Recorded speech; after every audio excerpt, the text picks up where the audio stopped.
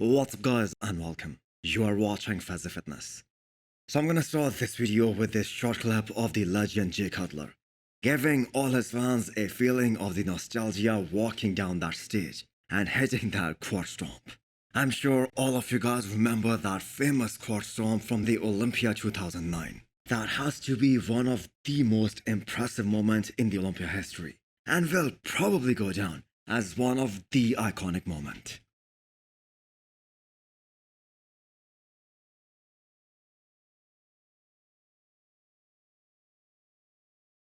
Now let's go over some physique updates. Regardless of where blessing Afodibu places here in Italy, all of us agree that him realizing that the self-coaching thing isn't gonna work and hiring a professional coach to get him in shape, that was a great idea and a great move. He is looking flat and small right now, which is how it is supposed to be. And with the correct carbs loading protocol and peak protocols, his muscles will definitely come back to life, and I really hope that they pop on stage like crazy this time. I still think that Chicago Pro was a big opportunity missed by Blessing in terms of his Olympia qualification. So here he is going up against the likes of Nathan Asha, who has one of the most impressive records in the IFBB right now.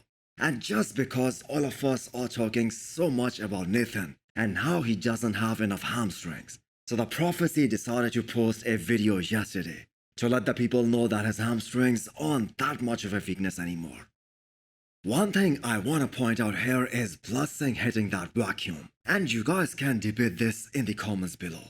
But hitting a vacuum in the abs and thigh shot, especially for a guy who has such great and separated abs, the vacuum in that particular shot isn't looking that good in my opinion. Do let me know what you guys think. So will Blessing finally nail his peak and show the bodybuilding world that he is the real deal? Theo is also doing Italy Pro. He is looking really great right now. He won Europa Pro last year and qualified for the Olympia.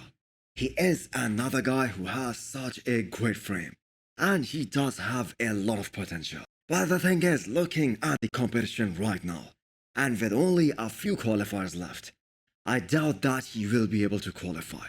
And that isn't a knock on his physique. I'm just being realistic here. And same goes for guys like Vlad as well, who is also competing here. If I'm not mistaken, he won this same show last year and qualified for the Olympia. But as freaky as he is, he's gonna struggle big time in this lineup. And the reason is his lack of aesthetics. And if we look at his update from today, he does look impressive. But the thing is, he always looks impressive in his IG pictures. So we are gonna have to wait and see how he does. Because he has a wide waist, and that is gonna get exposed big time if he gets a chance to stand next to guys like Nathan or Regan Grimes. Next up, we have an update from Hunter Labrada and a starting point for this year's Mr. Olympia prep.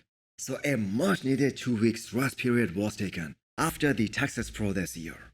A show that he lost to Andrew Jacked, and it was as close of a contest as it could have been. I mean, only 1 point separated both these guys at both the prejudging and at the finals. But the way Hunter showed up this year at both Tampa Pro and Texas Pro, they really did prove a point that his conditioning can be night and day better than what we saw at the Olympia last year. So, the big question is, how high can Hunter place at the Olympia this year? Majority of the bodybuilding community have him in the top 6. But if Nick Walker can say that he's gonna win the Olympia this year, then Hunter has every right to think that he can place top 5. Clearly, Hunter has faced his conditioning issues. His shape is better than Nick Walker. His back has improved so much over the last year. I guess the only thing that he needs now is better midsection control and more deeply separated abs. Lastly, we have this painful post from the Arnold Classic Brazil champion, Behrooz Tabani, who is in really unfortunate circumstances right now, and that too for 2nd year in a row. So how can we help this guy?